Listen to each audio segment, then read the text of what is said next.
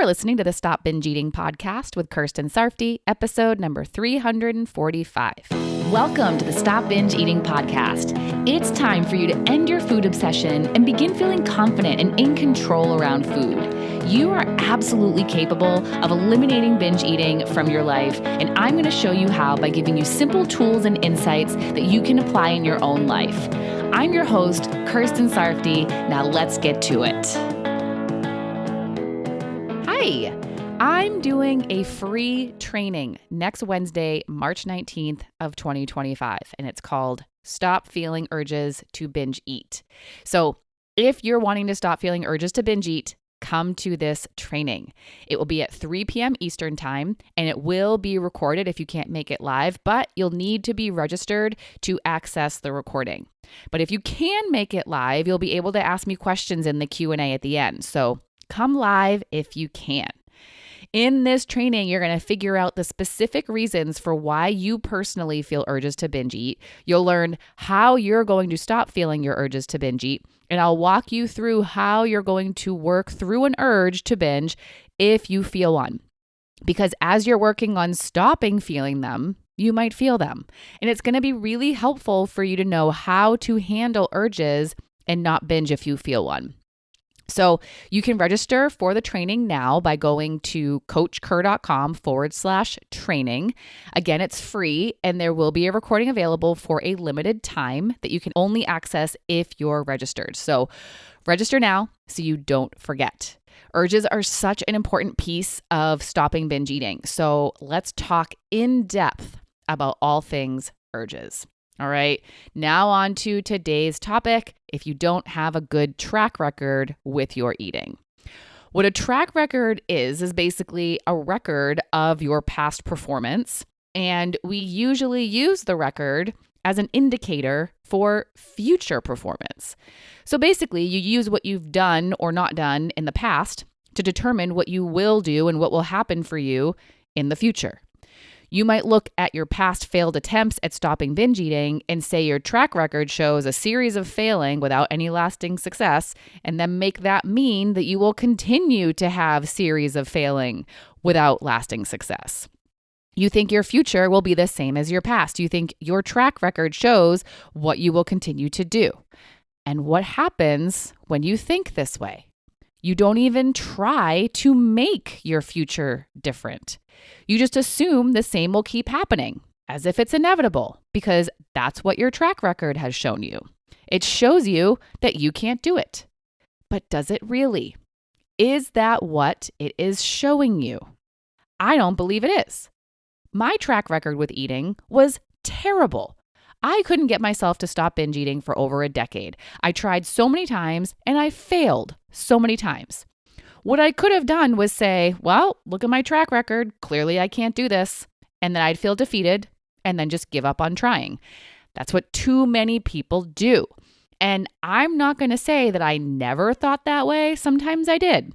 But had I always thought that way, had I consistently thought that was how it was going to be, I never would have stopped binge eating because I wouldn't have even tried to.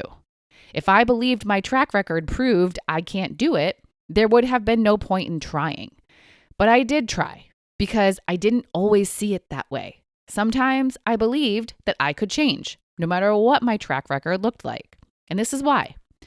The track record doesn't show you what you're capable of doing.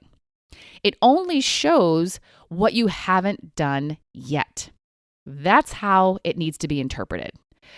I was talking with a friend who was feeling really doubtful that she'd find long-lasting love. And she said to me, well, look at my track record, as if her past relationship history would prove to me that she won't be able to find someone. But I didn't buy that. I don't believe that she won't be able to find someone just because she hasn't yet. I believe that if she keeps putting an effort to meet people, she will find someone. And part of the reason why I believe that is because I also had a bad track record for dating. She and I have very different paths, but like her, I hadn't been successful at finding my forever person. And just like with my eating, there were times when I questioned whether or not I'd find someone after years of failing to. But because I didn't give up, and because I kept coming back to believing that my track record didn't mean anything, I kept looking, and I finally found someone that I can see myself spending forever with. I didn't let my track record mean that it couldn't happen for me. And that's what you need to do too with your eating track record. What has happened doesn't need to keep happening. You can change. You can try new things, make different decisions, talk to yourself differently, learn to handle your emotions differently, change your perspectives. And in doing that, you will create different results than you did in your past. You will start a new track record that is indicative of what you're doing now that is different from what you were doing in your past. So instead of looking to your past to determine what will happen in your future, learn from your past. That's how to use your past in the most effective way. Not as a predictor, but as an opportunity to understand yourself and to learn. You can explore what you did that created your past results, and then what you can do differently to create different results so your future is different. And then you can do something different to start a new track record. You can change your track record. You can start down a new track. You can change no matter how long you haven't been successful at changing.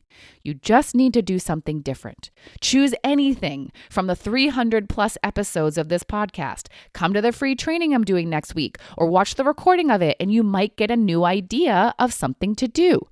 There is something you can do differently to create different results.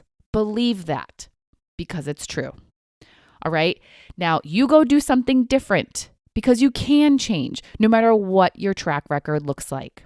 Also, make sure you register for the free training by going to coachker.com/training. And I will talk to you again soon.